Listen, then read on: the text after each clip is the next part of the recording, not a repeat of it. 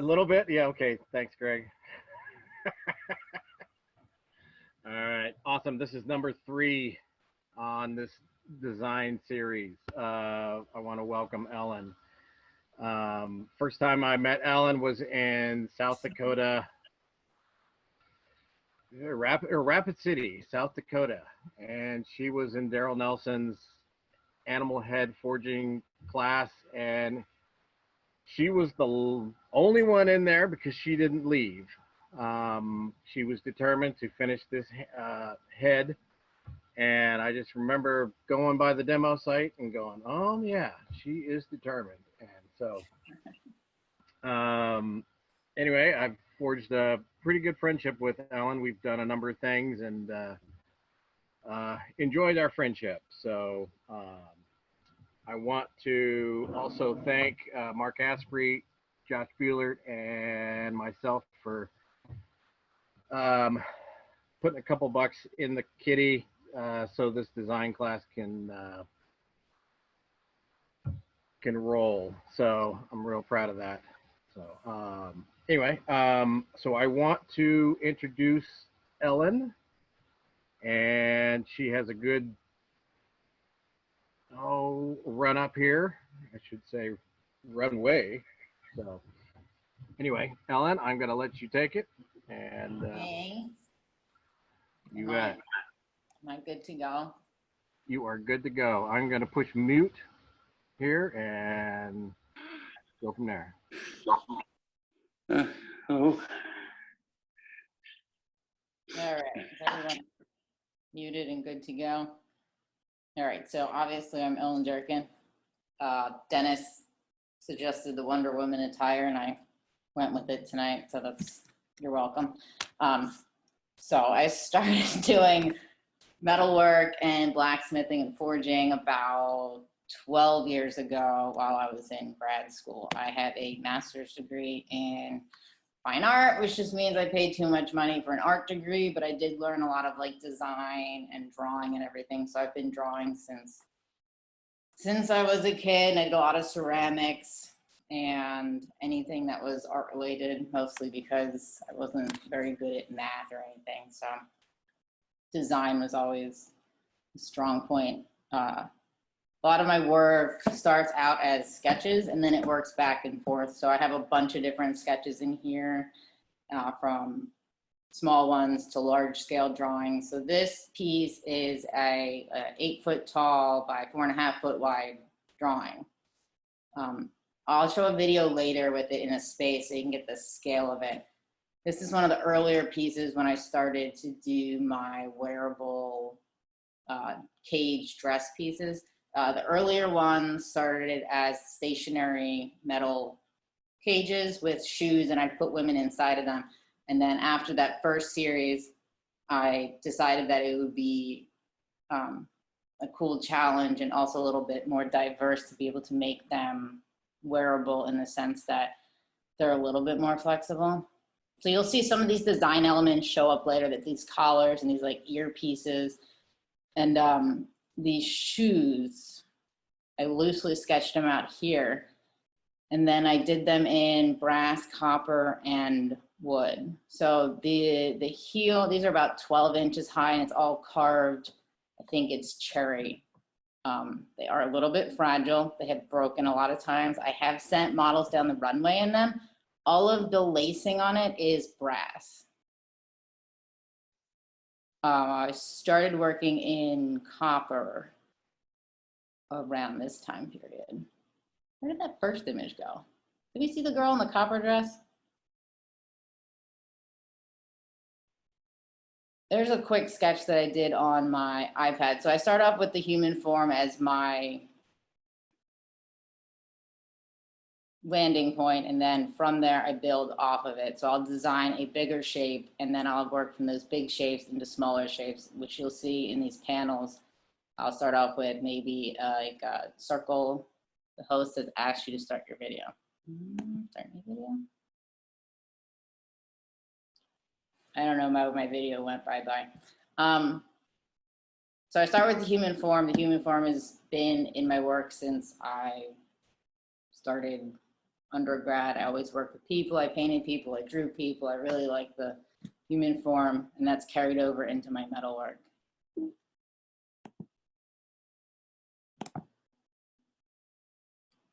This is an early copper piece that I did. It goes with those shoes. So originally this was a stationary piece that was braced on a metal skirt, and this came off. And this was kind of the jumping point for me to be like, oh, okay, cool, I can totally make these sections come apart in pieces. But this one didn't come apart in pieces all that well, but it was the starting point for this whole body work that everyone sees today. Like I said, this was the first piece that I did in copper. Like a normal person would make a piece in copper and do like a bracelet and then solder it carefully and not be crazy. But I decided to be crazy because that's how my brain works. I always have like big ideas, and then I have to try and figure out how to make those ideas work with whatever skill set I have. All of the lacing on here is also brass. So all of like your attachments, it hinges in the front on hooks, but the hooks are disguised as what it looks like, metal lacing.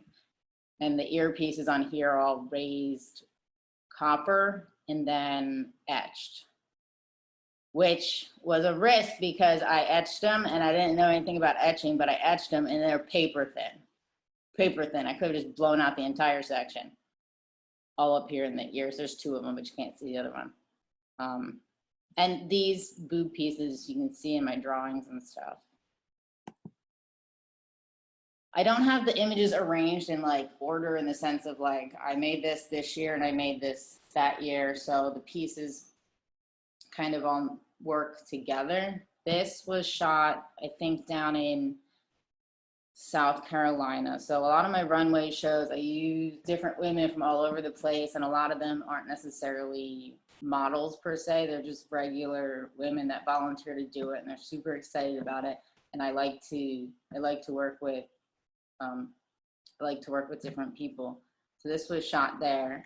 The headpiece is bone. It's carved bone, and it's got leather, and then it has a bunch of pierce work. So I end up doing a lot of pierce work in a lot of my pieces, which is mildly insane if you have done pierce work.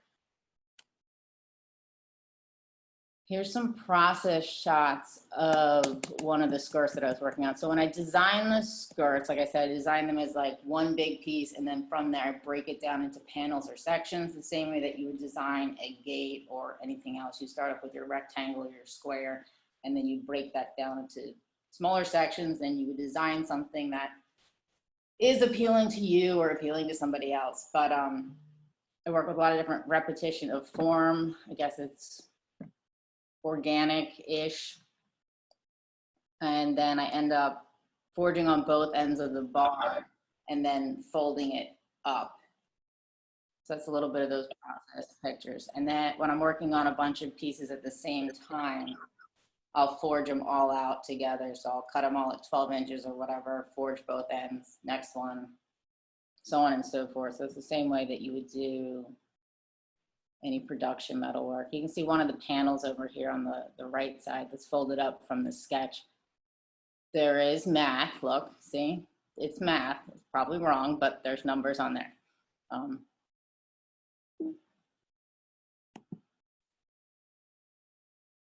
I spent a lot of time squatting on the floor and then standing up too fast and thinking I'm gonna fall over into a table or something. I'm probably not the only one. But here are the panels all laid out for this skirt with all the pieces. And then when I'm designing it, I also have to consider how it's going to come apart and go together in a semi-reasonable fashion, because I can't keep like a 5-foot round circle somewhere, because it doesn't work in space because I'm not rich and I don't own anything. So it has to come apart and stack inside of itself, also for transportation's sake, just being semi-logical. So usually what I'll do is I'll put little bolts in there where there would be rivets in sections, so it comes apart. And also that has to be considered when you put the leather on, because the leather laces up either the sides or the front, and you want to make sure when you rivet the leather to the metal that it's in the right spot, so you don't try and separate it and realize that you put it in the wrong spot and now the pieces don't come apart. So I do all my riveting last. I do a lot of layout and everything. Here's that piece finished. When I design these pieces, like I said, I think about big shape and then I break it down. So this has a skirt piece, it has a corset piece, and then like a bustier. The bustier in this one is brass. It's some raising and some forming on the brass, and then it's patinaed, and it has some leather work in there. But it's important when I design these skirts with the whatever corset piece is going, they have to kind of clear each other. So the skirt is harnessed around the waist and then it drops down. So you have those strips in the skirt that are holding it, but it's cinched around the waist. So it's not attached to the corset, because if it was attached to the corset, that'd be like way too much weight. So you want to stabilize everything on your hips and it evens it out. It also is important to make the pieces semi-balanced so you're not totally going crooked, even though you kind of end up a little crooked. It is tricky to walk upstairs in them because once you shift your weight, you're like, oh, didn't expect that one. I have gotten stuck in a doorway once with one of these. I have had a model stuck in a doorway. That was funny. But you can see the repetition of form in the skirt, in the corset piece.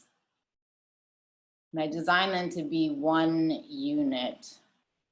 And then once I put it together, if I decide that it needs something else, I'll add another element. So for this piece, once I got it on her, I decided that I wanted to gold leaf her neck, which is very sticky, but she survived. These are two large scale drawings. They're both about 8 foot tall. They're pretty early pieces.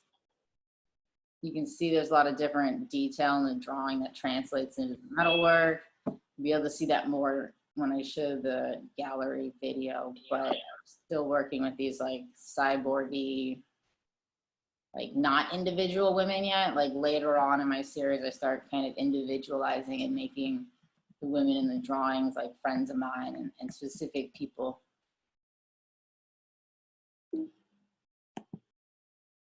Piercework. So I drill a bunch of tiny, tiny little holes, and then I use a jewelry saw to cut it out. Like I want to say this piece is 16 gauge. This was for a collar that I designed. And my designs come from all over the place. Sometimes it's Gothic architecture, sometimes it's wallpaper, sometimes it's just a pattern that I see somewhere. Here's that full piece. The corset's made up of 1, 2, 3, 4, 5, 6, 6, I want to say 6-ish panels, and it has a big hinge down the front and a bunch of little clips in the back. This piece either fits you or it does not fit you because there's 0 wiggle room. So this is an earlier piece where I was still designing it all in metal, and I hadn't started adding the leather yet. And the collar is the same pattern as the corset, and there's a rich wrist piece in there. I like to throw in sketches because I think it's important for people to see your process, and not because like I think they're the greatest sketches in the universe, just because I think it's I think it helps people understand how your brain works or doesn't work.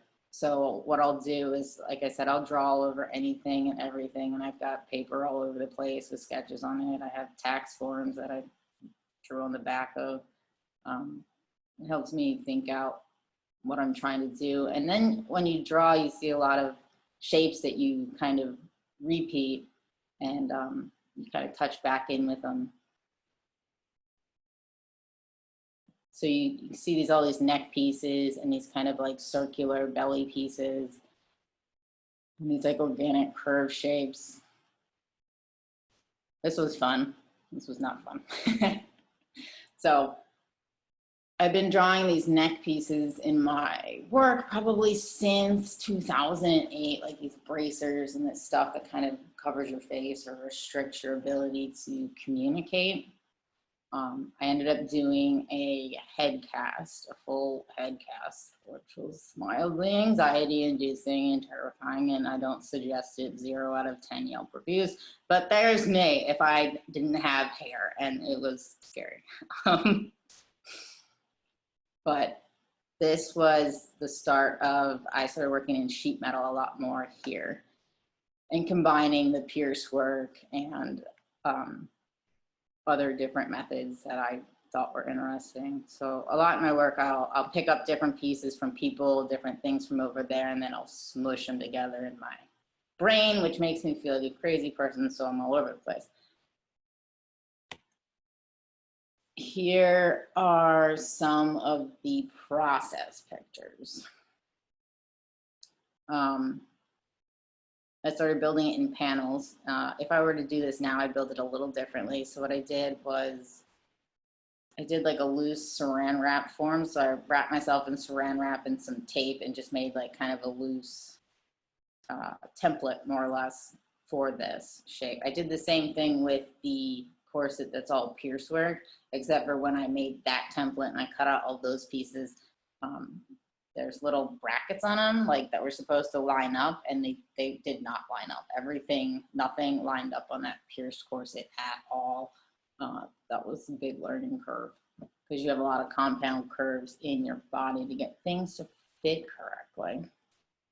And I acquired a bunch of leather tools at this point that somebody was giving away. So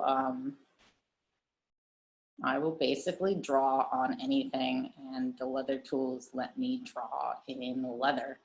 So I don't have any like leather training, and I don't really know what I'm doing, but I did the things, and then I watched people that work in leather, and I was like, oh, okay, that's what I was supposed to be doing with that tool. That's not at all what I was doing with that tool. So the leather forms and the Piercework kind of mimic each other, so it creates like a cohesive piece.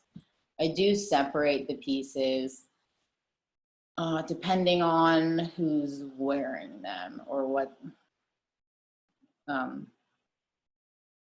depending on what the person needs when they're wearing the piece, because everyone's a little different. Here's the full piece together.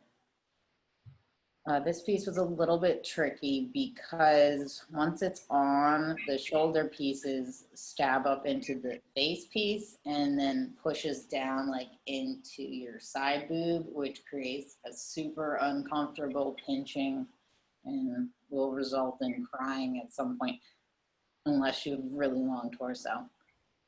But the leather in this piece and the grommets and everything helped it to be a lot more adjustable. Yeah, can you explain a little bit how you try and make your pieces fit all these different, I mean, everybody is a different size. Yeah, and it's not even just a different size. Like you can be the same size as somebody, but your proportions are different. Like you might be the same size-ish, but your waist might be shorter or you're longer, or like Right. your breasts are bigger or your hips are wider. So it is tricky. I make them like my size mostly and then adjustable. So when I put people in pieces, I try and find a piece that like not only they like really want to own, like they're like, yeah, I feel badass in this, this is cool, but also like it makes sense with them. So this piece is like a little bit works better on a longer torso. So it doesn't fit me very well because of the length of that, where the hips sit. Right. So I know these when I try and like pick people out to wear them. And you can, I'll show a couple of different people in similar pieces so you can kind of see the effect on it. It also says different, things on different people depending on how they carry themselves in it. Sure. That Okay. makes sense. But this was the first time I made the face coverings. Like I said, they've been in my drawings for a really long time. Cool. But this was the first one in there. You ready for a question or two? Go for it. Okay. If Greg can just get on and ask his question, Yeah, fire it off. then Mike Mumford has one. Yeah. Man, that's like under the bus. Yep. So early on, you had a headpiece that had deer antlers on them. And you had stated that you had done some carving. Did you do it just to socket them down? No, I designed patterns in it. I don't know if I included a picture of it. No, I carved it. It smelled bad. I tried to do it with a respirator and in water. It's horrible, yeah. Kind of helped, but once again, like people, I'll be like, someone will be like, here's some deer antlers. And then I'll be like, I should totally carve them. I'm like, I don't know what I'm doing. So yeah, there's like a little bit of pierce work on those and then some bone carving. And then the whole back part of, let's see if I can find a picture. The whole back part is like leather tooled and stuff. Thank you, by the way, for answering the question. Here's one from Mike Mumford. Do you design / layout flat or in 3D curves? Well, I design them flat and like ish initially because I do all the sketching, and then once I'm done the sketching, then I'll start thinking like, oh, I'm always thinking 3-dimensionally. So like in my sketches, you'll see like a main sketch, and then you'll see like little tiny side sketches where my brain is like, oh, here's the things, and then like, oh, got to break it down a little over here, and then what about this, or what kind of hinge do I want to put in here? So you'll often see like little side thoughts almost of pieces of that piece as I'm trying to draw it out. So it's both is the answer, but getting them to fit is tricky, but it always has to be like part of your process. Like I can't design the whole thing flat and then be like, we're ready to go. And then be like, well, this makes no sense. Right. So this next question I want Paul to ask because it's a little involved. So what I wrote, can you guys hear me? Yes. Ellen, you've evolved your materials from sheet with pierce work and lots of fiddly sawing to sheet with shaping and, repoussé or whatever, toward bolder lines enabled by forging steel. Does that evolution reflect the message that your pieces are trying to convey? Yeah, I think a lot of the time when you're working on like a body of work, it takes a couple years for you to step back and understand the whole process and see where you're coming from. And then it's like a lot of the time when people start on a body of work, they just might feel like they need to go that direction and they might not know why. So I always tell people, like, if you feel like you need to go that direction, just do it and it'll sort itself out later. So this has definitely evolved into like significantly larger body of work than I anticipated. And then I started it in grad school and I had like several other like bodies of work going on. And I remember like a visiting artist came by and they were like, well, I don't think you should continue on this body of work. And it was like the start of this stuff. So I was like, if I'd been like, well, they probably know things and they told me that I probably should not go that direction, but I was like, I think there's something here and I know this is trash right now, but I'm going to keep going because I think there's something here. So yeah, it has evolved a lot conceptually and everything. And I think especially as you get older, you're much more aware of your surroundings and like socially and like on a global level that you don't even realize is affecting you. So you start looking back on everything as like a whole. Yeah. If that makes sense, if I didn't go on like a total rant. Oops. Okay. You're right. Thank you. Here's one from Chris. Have you ever considered using CNC or laser or waterjet for your piece or pierce work? If I'm doing like production of something, if I'm like for like my smaller jewelry pieces, I'll do like some CNC CAD stuff. But generally for all this stuff, since it's like one-off, I just pierce it because I'm not on like a time limit for these and I'm not selling them and I don't make any of these pieces to sell and I don't make them with the idea that like, oh, if someone buys it, I'm gonna have to make $10 million off of it. So my main thing is just, I'll just forget that this takes me a long time and then I just do it because I want it to look this way. Sure. And it evolves. Like I don't know 100% where a piece is going when it starts. So I'll look at it and be like, oh man, this needs a bunch of this intricate piece or intricate saw work up in this area. So, and you kind of have to pierce it out after it's already curved or you're right. where your shapes get all kind of bent out of shape. I'll give you one more, and then we'll hold off on some of these others. Heather Mclarty is wondering, do you use a dress form? No, because the dress form doesn't really shape to the female body all that well, and it doesn't squish. So like no matter how much I try and use the body castings and stuff, I still end up squishing myself and covering myself in wet steel and looking like I got mauled by, I don't know. Well, let's you know what, Michael, get on here and ask your question. This is a good one. Yeah, I'm just curious, since you're teaching at a university, whether I would assume you have an option to get scan people and get No. 3D models of, yeah, because then, you could get a shape pretty easy and get lengths off of the model and dial sizes. Yeah. It wouldn't be 1, 2, 3. It's not easy, but you could do it. My school doesn't have that. No, we're not advanced for like that. But some universities do have really high-tech 3D scanning and 3D modeling. And then I'm watching a lot of like kids in college, in different colleges, make some like amazing 3D printed design CAD work. So I think it is a valuable thing to learn. When I was in school, CAD was just kind of base level starting. So you kind of had to be like a computer person to understand it almost. So like now it's a little bit easier to get into and it's less like scary. When I did it, it was like too many numbers and it was like computer math. And I was like, my brain doesn't understand the things, but it's not 1, 2, 3 like people think. It isn't, but it has some real.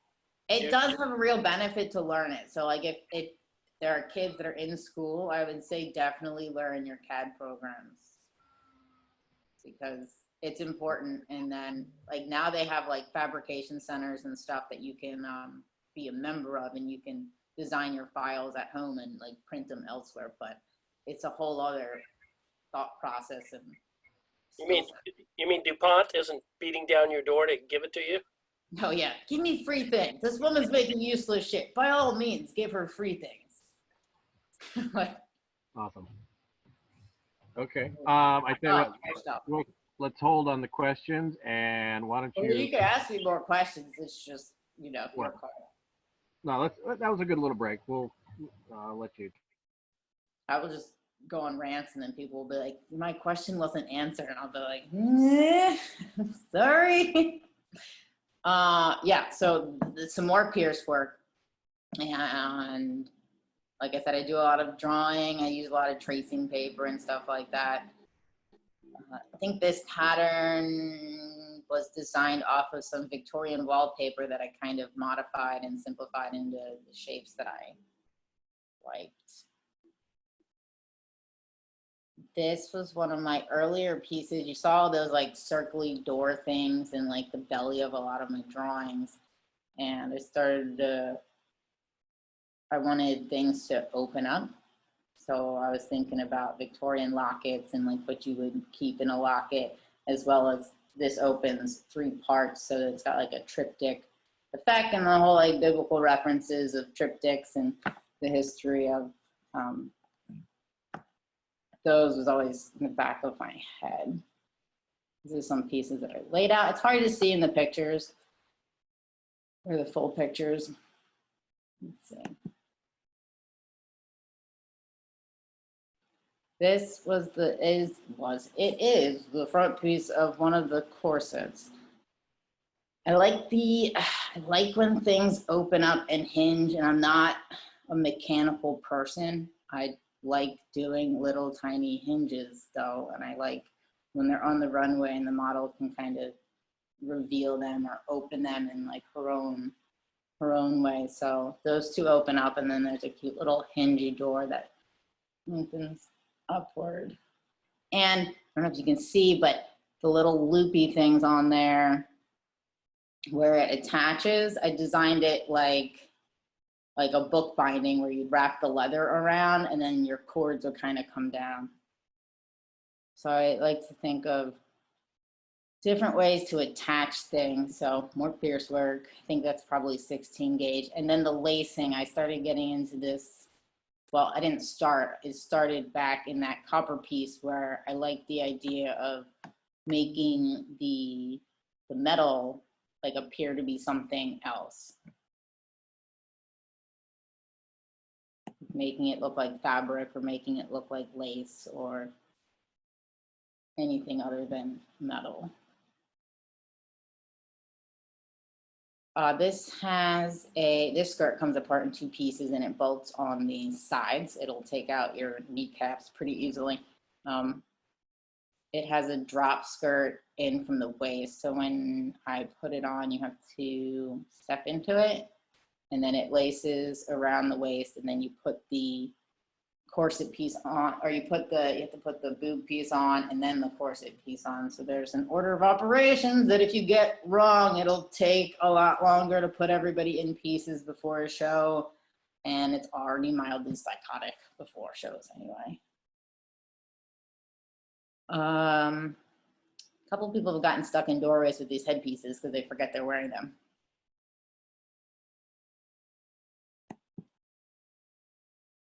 Some more sketches with side sketches and some face pieces. I think there's been a lot of Gothic architecture and arches in my work pretty consistently, and then there's a lot recently. And some of my newer pieces have a lot of arches, Gothic types. If you've been following my drawings and stuff, there's been a lot of, I guess like a symbiotic relationship between what's happening in my metalwork and what's happening in my drawings because they happen at the same time. So often I'll be working on like a large scale drawing or 2 large scale drawings and then like maybe a couple metal pieces. And sometimes I'll make a metal piece pretty quickly and then it will sit. I've done like I did this Chasing Repoussé heart a couple years ago and it sat for a little bit and I wasn't ready to finish it because wasn't sure what I wanted to do with it. And then recently I started, here's another iPad sketch, but recently I started doing like a Chasing Repoussé brass hand over top of the heart. So sometimes I think pieces need to sit for a little bit so you don't put them in the wrong piece, even though I was like really excited about it. And I kept trying to put it in a piece, but it wasn't ready. This is an earlier corset that I did, but it has some decent detail in it. I'm just showing it because this is before I started to separate my elements. I was really excited about a lot of different elements and I kind of jammed them all into the same piece. And it was before I started separating the breast piece from the corset and everything. So this is basically like a learning curve piece where it doesn't fit anybody correctly because the proportions are way wrong, but there's some nice design elements in there. And I think it's important to show because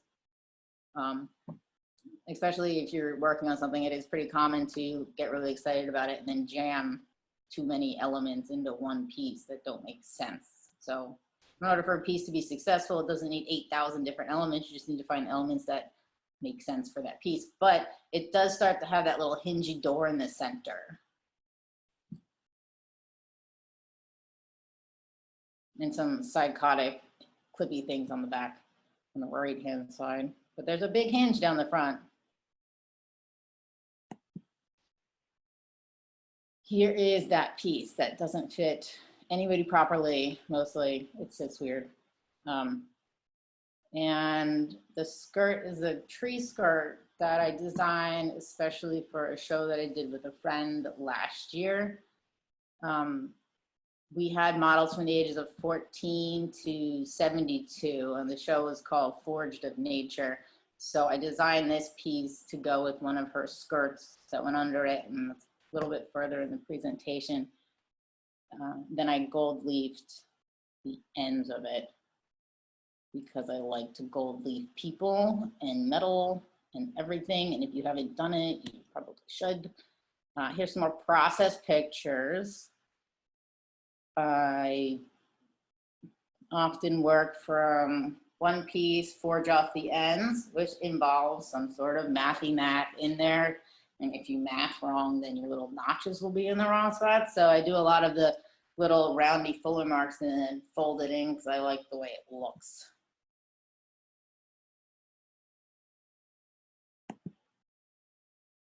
Here's some more psychotic pieces.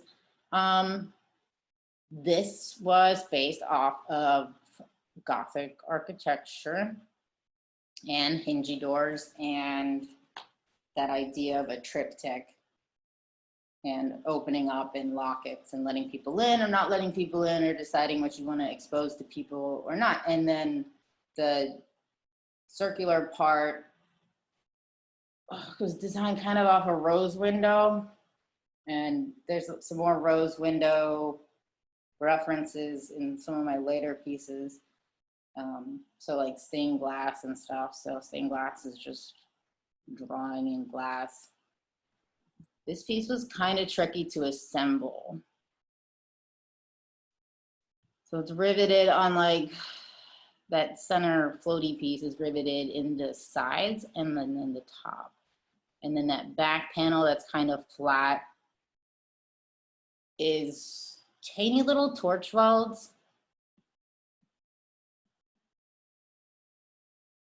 And tiny hinges and more tiny things.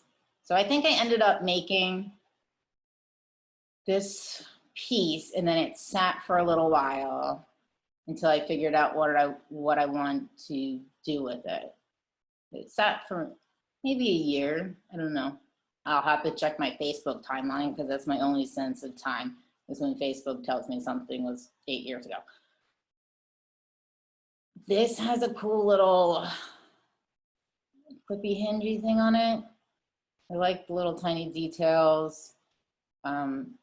It's neat to watch on the runway when the model opens it up and the audience kind of doesn't expect it. There's 2 hinges on each side. The bottom, I use like a little flat hinge to kind of stabilize it. So I use the flat bar kind of that way, I guess. And then the 3-part fold on the bottom right. What did I do? I think I folded it and then I forge welded it and then did those little tapery things, which was super annoying. And here is that piece. I use, what do I have? I have 6-ounce leather? I don't remember. But I did some burnishing and stuff on it to get those curves in the hips so the leather didn't just like ugly squish into the hips, so it like fit the form. So I've been learning a lot about trying to form leather to the body so it fits nicely. And then this is a drop skirt as well. This one's a little bit heavy. It's not terrible, but it's a little bit heavy. This model is also like 6 foot tall. And then we'll move into the face. There's some, you know, piercework and all kinds of funsy stuff.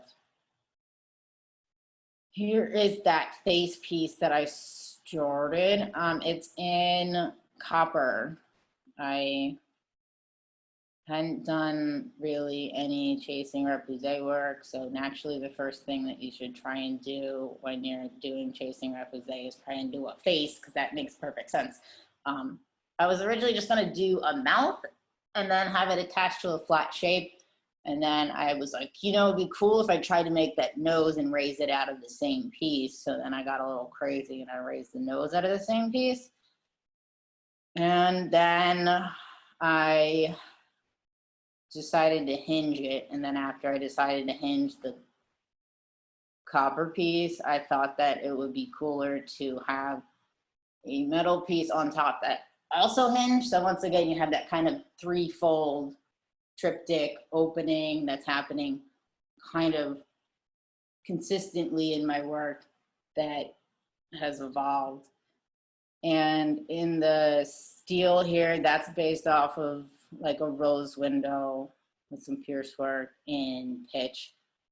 And then I made like a kind of quick and dirty template on the bottom with plastic. If you're trying to make a quick template, the saran wrap and some tape is like, you know, it's not terrible.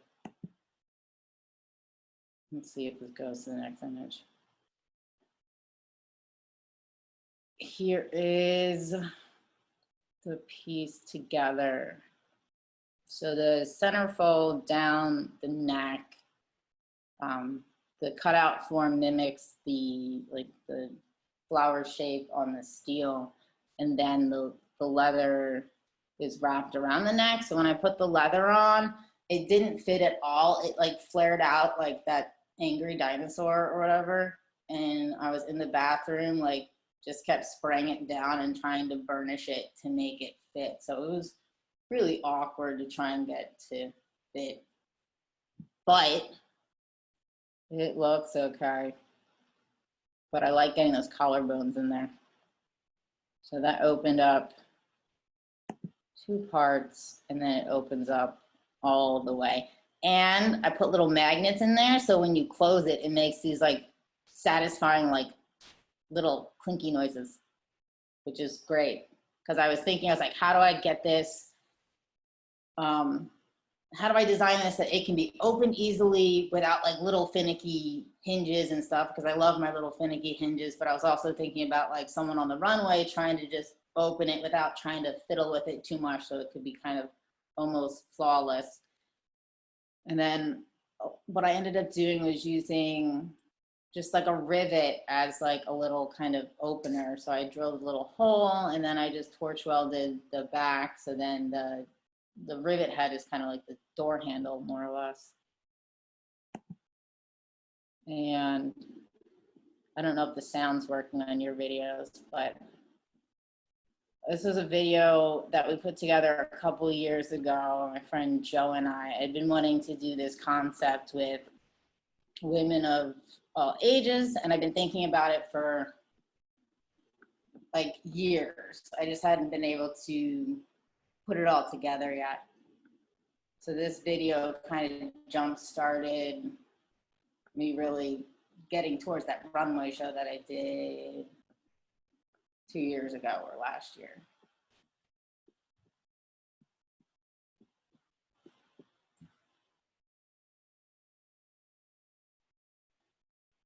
Okay, next video. I started working with, well, my friend Joe does most of my photos. If you follow me on social media, we've been following all of this stuff and all of our things and our sagas and how like our work has kind of evolved together. And I think it's important to find people that make sense with like what you're trying to do. And you guys might not inherently be able to communicate that, but you'll kind of meet people who you're like, oh, okay, we kind of work on a similar wavelength, but you're really good at this and I'm good at this stuff. So if we combine our forces, we can see things a little differently. So it's nice to be able to work with those people in like whatever field you're doing where you're like, yo, you're really good at this. And like, if we combine our forces, we can make cool shit together. But you gotta give people a chance. You gotta see where they're coming from. And obviously not everyone's going to be great, but I do work with a lot of like my regular models, because believe it or not, a lot of people want to model for me and I don't have any money to pay them. So they just like do it for free, which is nice. But I just love the way he like shoots the work, and the models bring their own to it. I'm ready. Questions? I'm ready to model. You ready to model? I got you. I told you, once I find pieces, I will send them to you. Have to be big. Don't tempt me. Before you get going, Pat has a question. If Pat can jump in. Okay, on a lot of your pieces on the neckline, you have gold. I was wondering, how are you doing that? You're obviously not using a big 6 inches of gold neckline. The gold leaf? Well, is it leaf that you put on copper, or is it like on her now? Well, what's on her now? How do you do that? Oh, Well, you can buy sheets of like cheap gold leaf and silver leaf, and they have all kinds of different leaf with crazy prints on it. I have piles of leaf. And actually what I use to cover like large parts of the body is sock glue. There's roll-on sock glue, and you roll all the sticky glue on, and then you stick the leaf on, and it's cheaper than like regular body adhesive, which is small. It burns a little bit because it has alcohol in it, so don't stick it directly in your eye, but like it works well in case you want to gold leaf yourself. Okay, but earlier, I understand that part. But earlier you had a very well done collar. That didn't appear to be done with sheet. It looked like it was actually a collar of your other work. Which color? Next time I'll point it out. It was very early on in your talk. We can go back at the end and we can buzz through. It's just a question because I understand I use gold leaf in a lot of different things, but usually I put it on a substrate. On a collar, and it wasn't leather? It looked like gold, but it looked like one of your leather collars. So I was wondering. Was it the one with the flower boobs? I was looking at the neck. Well, there was one that had brass. And there was one where I did gold leaf her entire neck. Okay, and you did that actually on the neck? Yeah. That was the same way that I did the gold leaf on here. Okay, and that answer, I was just wondering if you Okay, had. I was trying to think. I was like, what did I do in my life? Sock glue or Sock glue. Sock glue. Dancers, you use it to either like hold up your tights or your socks. It's apparently, it's a thing. Surprise. In case you want to gold leaf your kitties later. It's one of those things they do on stage so it doesn't fall down and embarrass everybody. Right. Yeah. Can't have your calves showing in public. Yes. Thank you. Yeah, good question. What part of the neck and face pieces hold the weight? This is from Chris. It's usually evenly distributed, and then I have to design it so it comes apart in two pieces, or the whole back part is leather. So for the piece that's up here now, it slides on like this. I actually have it over there. I can grab it during the questions. Okay. I will grab all the things if I'm distracted enough. So just, it's basically if I can get it on and off without killing somebody. So the back of this one is leather, and it actually has an embossed print in the leather as well. Nice. Here's one from Michael. Do you consider using aluminum instead of iron to reduce the weight, or do you not like the color? I don't have much experience with aluminum, but I also like don't enjoy the way it forges. And I kind of like that I can throw steel around and it doesn't like die. But yes, aluminum would be smart, and then I kill less people. So there's that.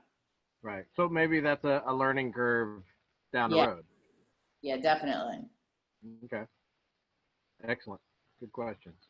All right. Well, I'm going to mute myself. And Anyone else have questions? I think we're good for the moment. Okay. Yeah, so once we started getting into documenting my work, I got into doing a lot of hair and makeup and then creating a full look with the pieces, because it wasn't just about the metal work anymore. It was about the whole presentation of it and the person wearing it and giving that person their own kind of power. So each person we shoot differently depending on them. So I did all the hair and makeup for this shoot. And like I said, sometimes we have like an idea in mind for a shoot, and then it evolves and it changes, and sometimes it brings more metalwork. Sometimes the metalwork is less visible. So it becomes really about the individual. This was Corey. We shot him a couple years ago. These are the same pieces that you saw before. Like I said, it's important for you to see them on different people because it brings a different presence to it. And when I'm trying to pick pieces for people, I ask them kind of what do they want to wear, or what do they want? So I pull those pieces out, and those are often the pieces that make sense for whatever they're going through or their own existence and vibes. This was a series that we started when Jess, if you follow my social media, Jess and Joe, Joe's my photographer, Jess is his girlfriend and my best friend and my person that I torture regularly. We started this when she was diagnosed with breast cancer. I only put a couple pictures in here, but pretty sure it was freezing in the shop when we shot this, and she's like on my 250-pound metal table, which is freezing. So she was a real trooper for that. And like I said, the process the process started to get broken down. So it wasn't just about like, oh, I made this cool piece and now I'm wearing it and I'm looking glamorous or photo shooty, I guess. So this was a process of that sheet piece that I showed a little while back. And then I silver leafed her and painted her white. And there's me torturing Jess. It's freezing. I'm painting her with freezing cold paint. It's being mildly devious. We shot this one after chemo outside, and it was 1,000,000 degrees, and there was 4 billion mosquitoes, and the only Joe and I were getting eaten alive because we also shot me at the same time. But apparently mosquitoes don't like poison chemo blood. So the only good thing was that Jess was not getting eaten alive by mosquitoes. But we had short windows to kind of shoot her in, depending on like work schedule and, you know, not dying and trying not to kill people. And I had to put her in pieces that weren't crazy heavy or difficult to get out of. Because the first time we shot, I did almost kill her. This was way before cancer. This is when we became friends. She kind of passed out the first time. That's how I make my friends. I try and kill them and then we're friends. Here's some more sketches. You can kind of see the shapes in that last piece mimicking a lot of the other shapes that you're seeing. And then like face pieces and curly shapes and all kinds of detail. Random notes that I write that probably can't read. There's some more sketches. Like I always start off with, when I sketch out the human form, I start with, you know, internal structure, your rib cage and your hips and everything. And I think that's the same way I build my metalwork, is from like a structural point of view and then breaking it down. There's another little side piece of something that I was thinking in my head when I was drawing it. This is probably that heart piece that I'm working on that I haven't put in something yet. Here's some more Piercework. This is an 8-inch saw frame, and this is for a collar that is coming up shortly. I want to say it's 22 gauge steel. My saw frame just barely made it around that entire piece. I whacked myself in the face, God knows how many times, cutting those shapes out.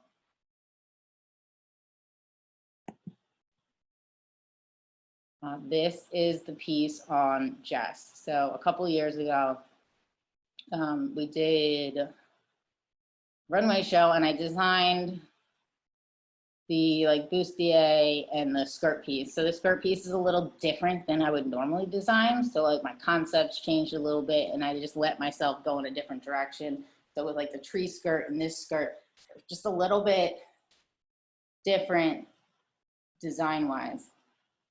But the skirt's pretty light. So I needed to design it kind of light so I didn't like kill her again because she was just survived chemo and stuff. So she'd started radiation, but she still like had her port in. So I had to avoid the port that was like in her chest.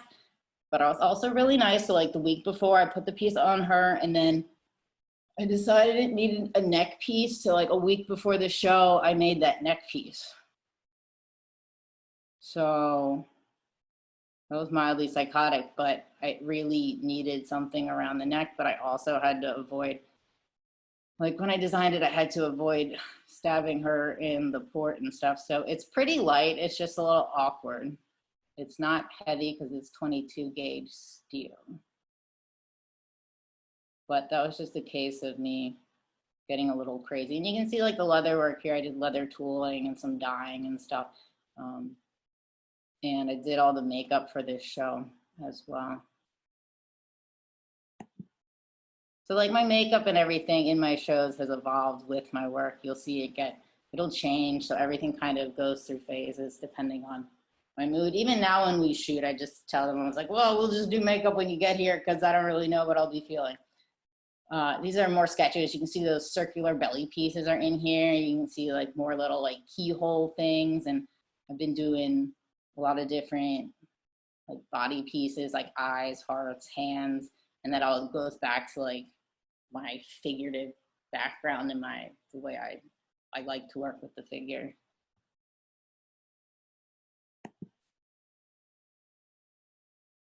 I remember. Okay. What's this? Copper neck piece. Checking time. Just yell at me if you want me to go faster. Okay, no one's yelling, so I guess I'm okay. Copper neck piece. I like to include like exaggerated bones and muscles and that kind of stuff. I got a bug in my ass to do an eyeball because I figured if I did a face, then I could probably do an eyeball. And I made the eyeball and I really wasn't happy with it and I let it sit. And then I came back the next day and I was like, oh, it's not so terrible. It's okay. So sometimes you just gotta leave things alone and then you're like, well, I'm just not as much trash as maybe I thought it was. I don't know. Or maybe you come back and you're like, yeah, I was probably right. So I put kind of a third eye in the chest of this piece, as well as like the ruffles and everything. I was gonna do it in steel. I designed it in copper because I made it for my friend Kristen who has red hair. And then we shot this piece here in my fancy sofa. So I think the photography brings a whole different element to it. And we'll circle back to Jess in this one piece. This is after the radiation. So like I took into consideration and I designed this piece, but I left like one of the breasts out and then I painted kind of around the burnt area. And I designed a lacy headpiece to, well, I designed the lacy headpiece because it was in my drawings and I made it the night before because I was a little bit crazy and I had an idea for something. So I made it and then I put it on my own head and it looked really stupid. And then her hair was still growing in and then we put it on her head and it looked magical. So sometimes you just gotta do things. There's more sketches. I told you I had a lot of things. Sketches, makeup, 800 ideas. My sketchbooks aren't in order, so if you're like a not in order person, it's fine. This is an earlier runway show. You can see those stationary pieces in the back.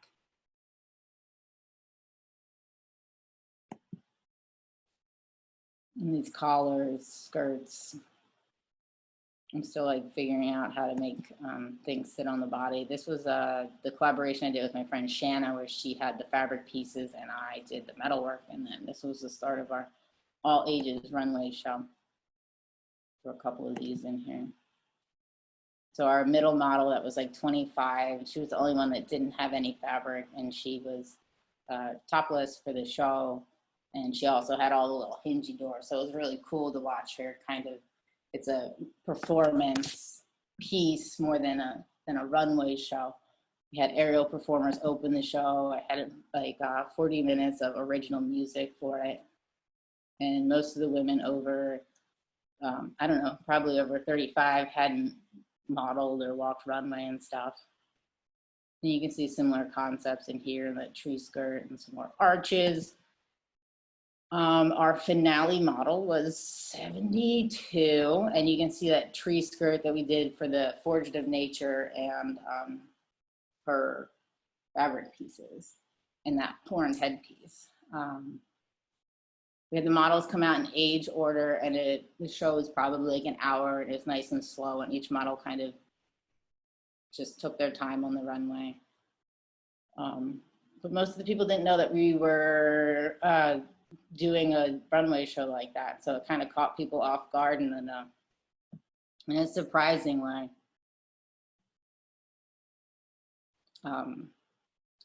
And then I've been wanting to do this pregnant belly piece for a while in my head. And then one of my models got pregnant. So I started designing it there. And it brought a whole other element because we've been working with the models of all ages, which I've been wanting to do. And then this whole other form and shape and this concept that I've been wanting to evolve, I had the chance to do it. So we did a body cast, censored for Facebook. And originally I was going to design it with like Gothic architecture, and you can see in that last sketch that it was kind of archy and stuff. And then I started doing these lilies, and the lilies kind of made sense with this piece because they're like a sign of like rebirth and change and evolution and stuff like that. So like my design in my head was one thing, and then I started making these and it made a lot more sense conceptually and with it. And then I had this piece, I designed it so it fit her. We did a belly cast at 5 months, and we shot her at 9 months in the heat. So the piece itself isn't heavy, and it's supported like under the belly and on top, and then it's just leather in the back, and we put her in like a nice light drop skirt and then gold leafed everything. So that was a cool experience. These are 2 large scale drawings. They're both 8 foot tall. And it's me and Jess, and there's like heart elements that you're gonna see back and forth in kind of everything. And then we drowned ourselves underwater in that original piece that you saw at the beginning, because I wasn't gonna show the piece anymore. And I like the challenge of trying to kill myself underwater, and I wanted to sink that piece as kind of like I didn't need it anymore, and like you kind of gotta get rid of things that don't make sense with your life, and you never move forward. And when I designed this copper piece that you saw earlier, I designed it with the idea that we could shoot it underwater. So I did it in copper and leather, and then I shellacked the leather so it would keep its form. It's difficult to swim underwater in metal. And then you can see the design elements are coming back into the drawing. So this is my friend Kristen with like the neck piece on and stuff, and all these design elements are bouncing back and forth. This drawing is 8 foot tall. It's sitting over there currently. It's a big one. But Joe shot all his underwater pictures, so he deals with us drowning regularly. I think that's my last image. I do have the video. If you want me to play the video while we ask questions, we can do that. I do have a bunch of questions, so. I can. Because you said the video is about 7 minutes long? Yeah, like you can talk during it. Okay. I'll let you get started and then. To see it, I think you're going to need to share your screen, though. I know, I'm working on it. I'm working on it. Oh, look at the desktop. Quick, everybody take note. I deleted a lot of things from the desktop, so I wasn't a crazy person. Well, I'm still a crazy person. I just seem like less of a crazy person. How do I make this go big?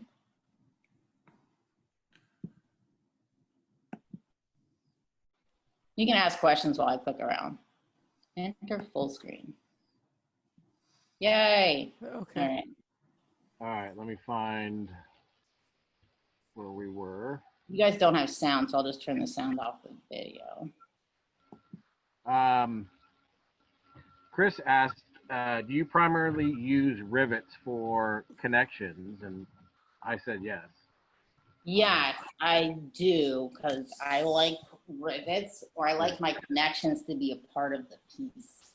It's like a visual element. And so Pat had a good question here, and he asked, how do you soften the edges of the thin material? Basically, so you don't turn into, you know, a little. Oh, no, it's totally a death trap. It's entirely, I file it a little bit, but it's definitely a death trap. Okay. It'll make you bleed and stuff. The video's kind of laggy, but. That's all right. This is from Dave. Is this work all done on cold copper, or are you using heat? No, I have to anneal it or it will crack to pieces. Right. Yeah, especially with like the raising and stuff. Anytime I hit it 3 times, it's gonna Sure. need to be annealed. So Justin is asking, did you take any formal sheet metal reprise classes, or did you just dive into it? I did not take any formal blacksmith classes at all. I actually started doing blacksmith stuff in grad school, but I wouldn't call it blacksmith stuff. I would call it hitting semi-hot metal and irritating everybody around me. And then I did like part of the summer at Peters Valley Craft Center. And then I was like, oh, these are real blacksmithy people. This is a thing. Yeah, there's some of my ceramic stuff's in here too. So I did some like self-portrait ceramic bust, because if you give me like any material, I'll be like, I'll make things out of it. So no, I don't do any formal things. I just decide that I'm going to do something, and then everyone tells me I should probably slow down, and then I jump in with all Okay. of it. I mean, it's impressive. That's, you know, for not taking formal classes, that's really good. Yeah. I mean, it would have been a little bit easier. But I didn't know what I was interested in. I didn't know what I was doing. Well, I still don't know what I'm doing, but maybe it was better that way. it definitely would have been a different body of work if I'd been semi-trained, like formally or something. Yeah. I also didn't get interested in fashion until I started getting into metalwork. Like, I wasn't like a fashion person. I wasn't like, I'm going to do runway and I'm going to do model stuff. Like, I was just really interested in the human body. And then it was important for everything that I was wearing, everything that I was making to be wearable, because I just thought the piece really kind of came to life with somebody inside of it. So that was key for me, even though I almost killed several people. But you know, I have durable friends, and we were younger then, so we were more durable. Ooh. And if you had formal training, maybe that wouldn't have tried as many things. Yeah, but there's like you'll see stuff in this that there's a lot of bodies of work before the ones that like people know me for. So I didn't include like a lot of that, because then the lecture would be like 5 million hours long, because I'll be like, I did all this other crazy shit before. So what was this? What was the showroom event? What was this? This was like a big gallery show, like a solo show that I had last year. It was kind of a retrospective. I titled it Behind Her Iron Gates. I thought that was a solid title, because I've done other shows that were like accessories of an Iron Maiden and like stuff like that. But this was like basically like 10 years of my entire art career in one place. Heather would like to know, do you learn history of period clothing? Especially your earlier work seems to really relate to historic styles. I'll research stuff once I get into it. So like Victorian or Elizabethan dresses. So like once I start getting interested in something, I'll start like looking at pictures and pulling out references and stuff like that. I don't study things in a like, oh, let me go back and study the history of this in some sort of normal way. I'll like search things out when I'm interested in that thing, I guess.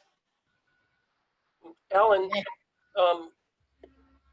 the content and the whole idea behind your pieces, it's a combination. I mean, it's sculptural, it's social commentary, it's fashion.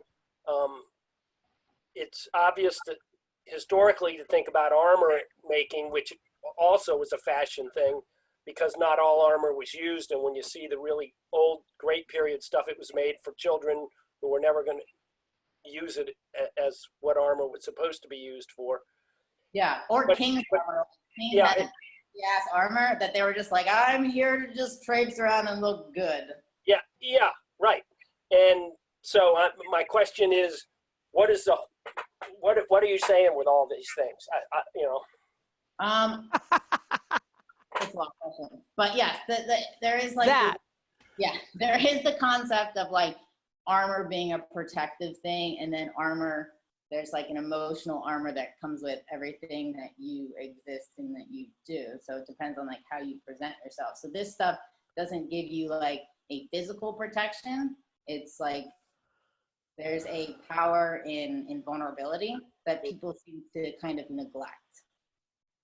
And a lot of these pieces make you physically vulnerable, but also powerful at the same time, because when you're wearing them, you're presenting yourself, but you don't feel vulnerable. Like, it sounds kind of crazy, because like when I'm in them, I don't feel like I'm walking around mostly naked in front of people. Like, we've done events at country clubs and everything, like fancy events where people are, and like, it's just, you're making people suddenly aware of their own vulnerability, I guess, by presenting it in this way. And there's, it's just cool to watch people like shift, like their personalities kind of like, once they get in it, they, like there's like a part of them that kind of like steps up, I guess, but they're like, oh, because my oldest model, she was a really quiet woman. She's like, when I asked her to model, she was like, she thought I was joking, and then she finally did it. But once she hit the runway, she just like loved it. She like totally worked it, started her stuff, and she stayed in the piece like all night long. Like, I could not get her out of that piece. It was cool. And then you'd be surprised how many people are like really excited to wear it. And it's just, it's interesting, because people tell you things like they're suddenly like, oh, okay, there's like a trust issue when we shoot with people. Like, they have to trust me, they have to trust Joe. There has to be like a inherent like agreement that we're all going to represent each other correctly and like the way you want to be represented. So when we shoot, things evolve in all kinds of different directions. And I go on a tangent in all different directions. But yeah, even the history of women's clothing and stuff has been like a decorative standpoint. Like, you were basically just like, wear this and be decorative and don't do anything else. Good luck trying to sit in that dress. You're going to rip it.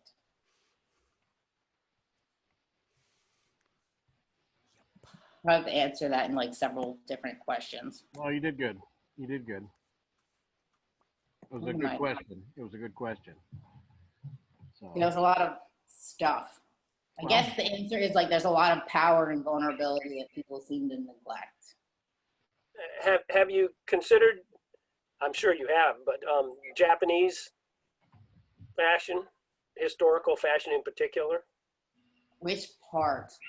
Well, its style would lends itself to what you do, but it's completely different design aesthetic than our Western one. So I would think it would be pretty interesting to work in. Yeah, I like to kind of grab a bunch of different ideas from a lot of different places. Like I'm like, ooh, this is cool, or that's cool, or like, and kind of smush it all together.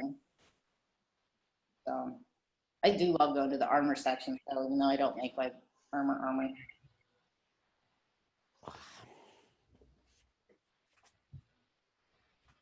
Excellent. Anybody else have questions for Miss Ellen? Everyone's like, I'm already drunk. So I have a quick question. So what's kind of the range of time it takes to make one of these pieces? I mean, it looks so incredibly ornate, and especially with the piercing work. I mean, that looks like it's going to take, a year to make. I mean, what's like a time frame for some of these more ornate pieces? I think the answer is it depends on how crazy I get. Because like that pierced piece with that collar, like I did that the week before the show. But that was literally me being like, I'm a crazy person. And then some pieces happen really fast. Like that copper collar, I think I got laid off my one job last year, and I think I pulled that out in like a week and a half. But that wasn't like a week and a half of straight working on it. That was me being like, I want to make a thing, and then I like made the thing. So sometimes things need more breathing space, and sometimes they kind of happen. So like even with the drawings, I'll start a drawing, and sometimes parts of it will sit. So another question I had real quick, if you don't mind. So how do you weigh sort of your passions with the various types of arts you work with? Or are you sort of agnostic and you just want something to shape and play with, like as far as clay, ceramics, drawing, art, photography, like, do you have a specific passion, or is it all kind of the same to you? It's all the same to me. Like I do have pictures of like, I've been getting into like makeup and stuff. Slideshow. Yeah, so the makeup is going to evolve with the metalwork, and the metalwork and the photography are kind of all coming together, and the drawings all, they're all kind of work together as I see it. So I essentially see all the mediums as like an outlet for my existence. Maybe it does a thing. No, freaking out.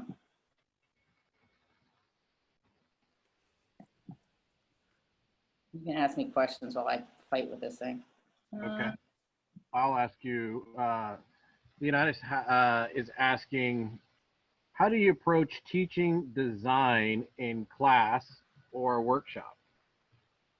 Well, depending on the workshop, I kind of explain it as like, you're gonna start with a simple shape, whether it's an arch or a square or a rectangle, and then you're essentially gonna fill that with shapes that you like. So like working on the body, I'm like, we're gonna pick a part of the body. You wanna work on your neck or your arm, we'll make a template for that shape, and then we are going to fill it with shapes that we like. I guess that's the easiest way to describe it. That's awesome. That's fantastic. Yeah. And like, it just makes it less daunting than when you tell someone to let's design a piece. And then everyone gets real freaked out at the idea of design. I tried to start it later, but apparently now we got to click through everything. It's okay. I'll ask you another question. Pat is asking, how do you get the runway shows? Which that's an excellent question. I've done group runway shows, and they're terrible. And I really don't like traditional runway shows where there's like a million designers and everyone's just cranking in and out of work. I really don't like that. I'm more into the performance runway stuff. So what I've been doing is telling everybody no, unless I can do my own show. So I've done like 2 solo runway shows locally. So I'd rather like, there we go, there's makeup. I'd rather do less shows and then do the ones the way I want them to be done, because I'm not interested in selling you anything. And a lot of runway shows are designers trying to sell you something, and I'm literally not trying to sell you anything. I'm just putting on a performance, and like, just want to show people things. Okay. So well, here's a good one. This one's for Chris. Where are you gonna go? Where are you going next in your design? I want to work towards like kind of a bigger runway show. So we had like the aerial performers open and close. I had like original music that a friend wrote, and I'm going more performance based. And there's some designers like Alexander McQueen that did these like really kind of beautiful performance pieces and stuff. That that's the direction that I want to go. And then that will combine like art and music, and I do want to work with like ballet dancers and stuff. So there's one girl that I want to work with. She was one of my models. She's an excellent dancer, and it's just finding people that are going to bring a different element to your work. But excellent. Just different things. But this is just some of the makeup that I've been playing with. That's gonna probably incorporate itself into, I guess, the runway shows and photo shoots and everything. So I just view everything as an opportunity to make art. So I'm basically like, can I glue it to my face? Michael is asking, are you having success in the art market with your work? In the art market? No, I don't sell shit.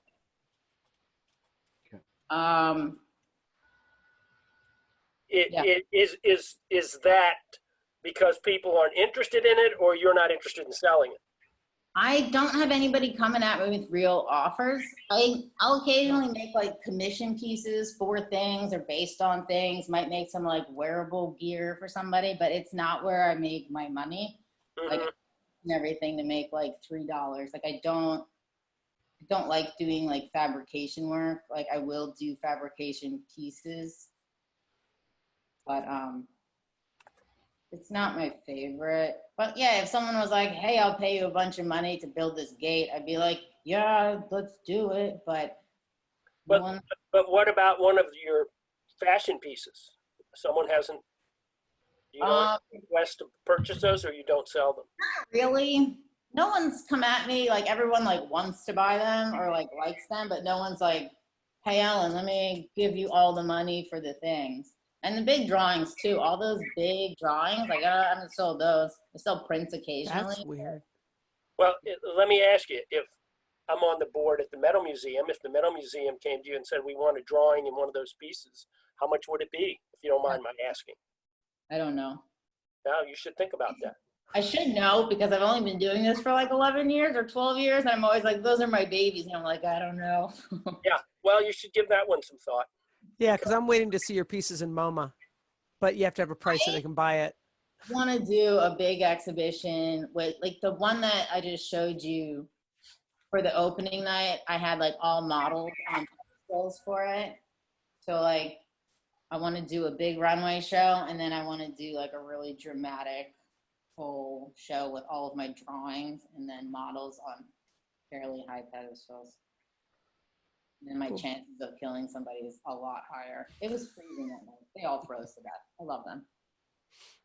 Well, here's another question. This is from Tom. Do you think your work is more of a performance or gallery type work? I'd say it's more of a performance, but I can present it in a gallery setting if it's on the mannequins. I also have this grandiose idea where I want to make all of my own dress forms and then cast a bunch of different women's bodies and then have those as my forms for my pieces. That's like ideally my goal. That also casting supplies is kind of expensive, but I really want to do that. Okay, awesome. Mike Mumford is asking, your makeup pictures seem very theatrical. Do you work with theater artists or no classes? No, I'm just mildly dramatic in like all directions in my life. Okay, all right. Yeah. No, I Okay. started getting into hair and makeup because I was having people try and do the hair and makeup and they weren't doing it the way like I wanted to do it in my head. And then people that were offering to do it for free weren't very good because it was free. And then the people that were really good, I can't afford them. They're going to cost me $400 a girl. So like by default, I was like, how do I do this? How do I represent this? Because I obviously can't be like, let me get my hair and makeup involved because like I'm not Kim Kardashian and I don't have like, and I'm like, how do I fake this till I can do things basically? Right. Here's a good question from Victoria Patty. How do you measure success? How do I measure success?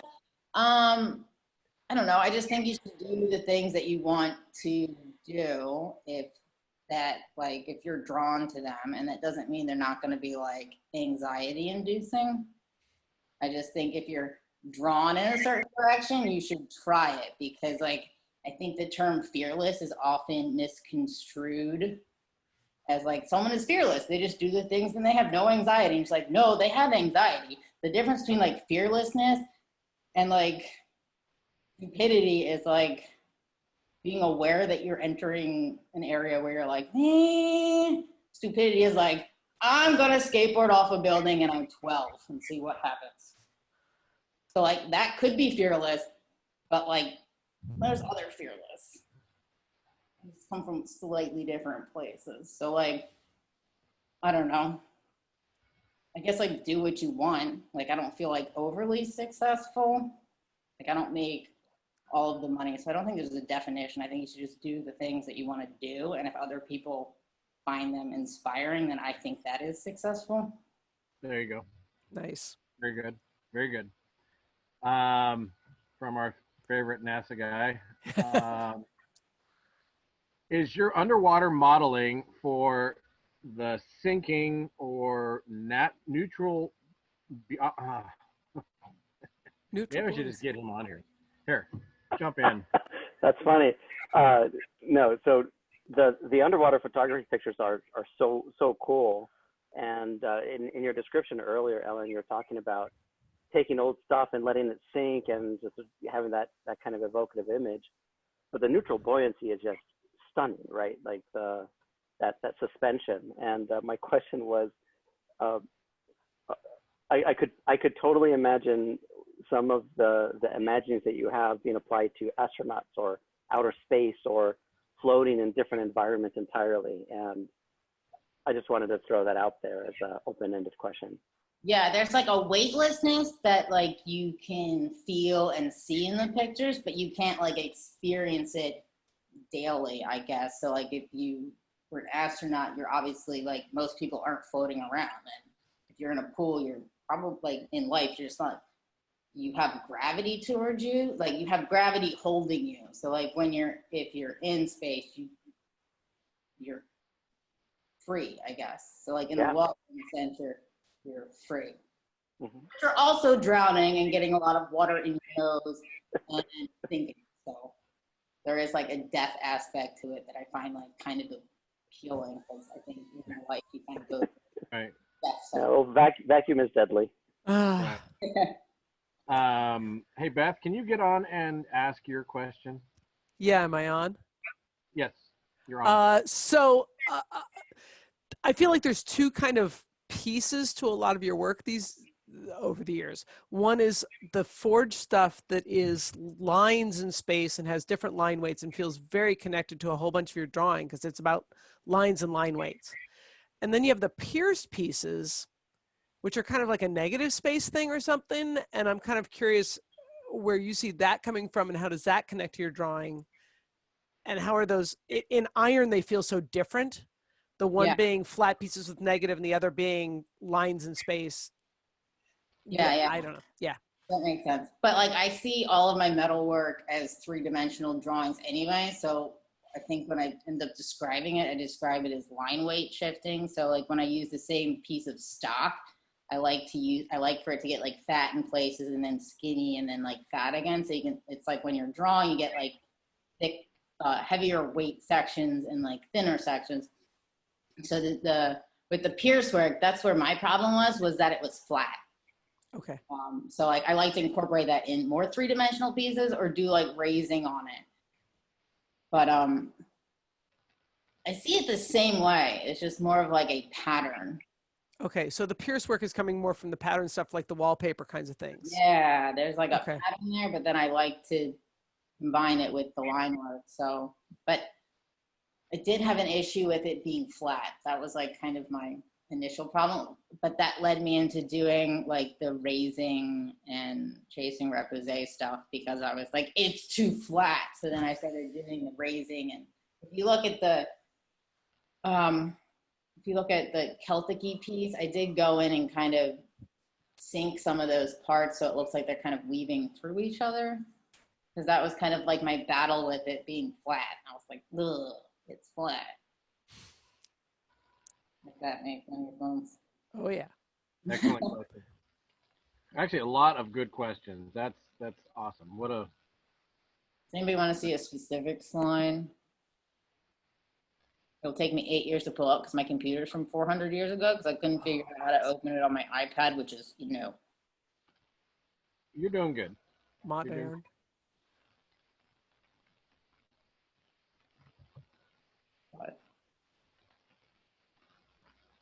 Dennis, get Catchpole's question. Who has Did I miss? Oh. You try a variety of techniques and materials, not fearlessly, but adventurously. Is there a line in, I guess it's the sand, of things you don't or you won't try? Want me to read that again? No, because I'm interested in different things at different points in my life. So like when I was initially introduced to Piercework like 10 years ago, I was like, no, that is the dumbest shit. I was like, it is ridiculous. Why would anybody ever want to do that? It is absurd. And then I was introduced to like some like light chasing repoussé leaf work early on. I was like, I'm just not feeling it. Like I made a leaf, just don't love it. So like, and then later I was like, Piercework, this is my jam. And now I'm like chasing repoussé, all the things. So I think just because if you're introduced to something at a certain point and you don't like it, that doesn't mean that it's not going to come back and be like, oh, this is a thing now. Who knew? Like, I think aluminum is on your. Aluminum is definitely the thing where I was like, oh, it's so good. So yeah, if it comes back in my work, then you can be like, yeah, well, you did say you hated things and then you decided to like them at some point. So just go visit Michael in the Bay. And... Yeah. Yeah, that's close to Delaware. Yeah, totally. Yeah. It's also like being introduced to something in a way that makes sense to you is important. So if you're introduced to something and by somebody or in like a method that you don't understand, that doesn't mean it's not unattainable for you. It just means you didn't understand how somebody was doing something, which doesn't make it like. You get down to Florida, go see Jack Klom. He's done a lot of aluminum work. Yeah, it's getting with like the right people where you're like, oh God, you made this not sound like impossible, and I don't want to stab myself in the eye with a spork today. So thanks for that. Paul says, I particularly like the copper collar piece that seems to resolve the pierced 3D aspect. Did I say that right? I've been drinking, so. Yes, with all the fold forming in it and stuff. Yeah, that one. Particularly the one with the redhead. Yeah. Well, there was one with a kind of a frilly collar thing. Or my frilly collar thing? That frilly collar thing. Yeah, I guess so. Yeah, this one's in steel. And then this one was a lot of fold forming. So I didn't really know how this was going to go. But I had all this copper that ended up with for free or something. I don't know. But I had it and I ended up doing a bunch of it with a plastic mallet, so I didn't deform it too much. But it was definitely an experimental piece where I was like, this could totally be badass, or this could crash and burn, but I won't know unless I try it. Yeah, right. Oh. Heather has a good question. Actually, Heather, can you get on? And I was curious if you are familiar with Guo Pei's work. Maybe if I saw it. I'm gonna put a link. I saw a solo show of hers at the Bowers Museum in Orange County, and her work is her style is totally different than yours. She's Chinese, and a lot of her work is like super heavy embroidery, but it's like your work in the sense that it's sculpture on a human. Yeah, yeah. And so the exhibit was mannequins with her pieces on, but it also included like a lot of big video screens with runway shows of hers. Yeah, and I mean, incredible lighting at the show. They're real theatrical. There's who's it? Iris Van Herpen or something. I'm 100% sure I'm messing up her name, but she does crazy, beautiful performance pieces, and she also sells things to like, you know, fancy people and stuff. But yeah, ideally it would come together as like one big unit at some point before I die, possibly if the apocalypse doesn't annihilate all of us slowly and painfully. well, how are we doing on time here? How are you feeling, Ellen? I'm okay, considering considering this is getting a little bit stabby and warm, and I turned off my AC, so I wasn't like. Well, thank you for. Well, real quick, anybody else have something to add, question-wise? Or no, wait, I think didn't. Mike Mumford had. Okay, Mike Mumford. He likes the drawings. Loves your. They're just so full of ideas. So, and Mike is right. I mean, the drawings are phenomenal. So. Thanks. That's why I like to show them with the pieces, and I like to show that video, because like just showing you like a little image and then being like, it's 8 foot tall, you're like, eh, and then you see it with all the other stuff and you're like, oh shit, that's big. Yeah. It's like, it's different. And I'm like, this is big. And people are like, yeah, that's nice, whatever. And then they're like, oh, I didn't realize it was that big. So like, no one has any concept of what 8 foot tall was. That's what I've learned. Awesome. Well, Ellen, I thank you very much for joining in on our series of 3 on design. And I don't know, I loved it. So next week. Great job. Thank you very much. Next week. Yeah, thanks, Ellen. Good job. Cool. Yeah. 3 people at least. Yeah. Thank you, Ellen. This has been a good series. I can't wait till next week, next Thursday. And who knows where we will go with all of this. So That's thank the you, moment everybody. of 2020 anyway. Who knows where we're going to go. This is the highlight. Yeah. Well, I mean, Great stuff. Thank you, everybody. Thank you, Ellen. That was awesome.